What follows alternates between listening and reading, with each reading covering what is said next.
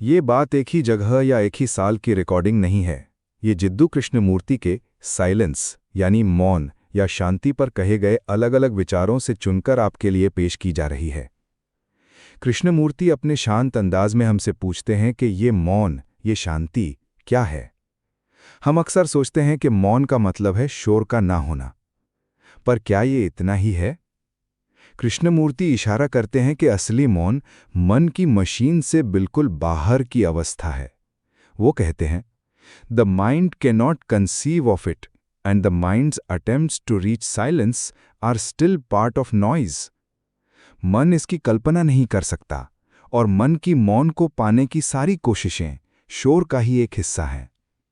जब हम मौन होने की कोशिश करते हैं तो हमारे अंदर एक संघर्ष चलता है कि मुझे शांत होना है, ये विचार नहीं आना चाहिए। ये संघर्ष ही शोर है। तो फिर असली मौन क्या है? कृष्णमूर्ति कहते हैं, in total attention is silence. संपूर्ण ध्यान में ही मौन है। जब मन, दिल और शरीर पूरी तरह से सामंजस्य में होते हैं तब मौन होता है। जब इनमें से एक भी बिगड़ जाता है तो शोर होता है। ये एक ऐसी अवस्था है जिसमें मन पूरी तरह से अकेला, बिना प्रभावित हुए, बिना किसी अनुभव के बोझ के कुछ बिल्कुल नए से मिल सकता है।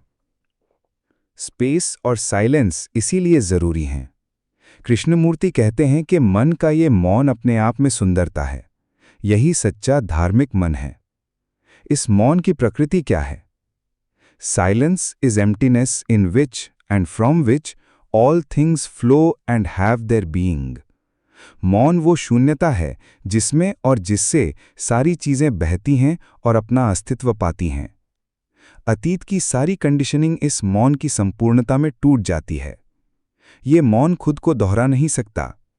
सिर्फ दिमाग मेमोरी के जरिए उस चीज को दोहरा सकता है जो हो चुकी है, लेकिन जो हो चुका है वो असलियत नहीं है।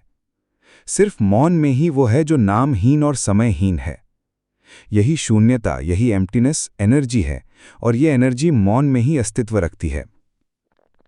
ऐसे ही और विषयों पर शांति से एक साथ एक्सप्लोर करने के लिए आप इस चैनल को सब्सक्राइब कर सकते हैं।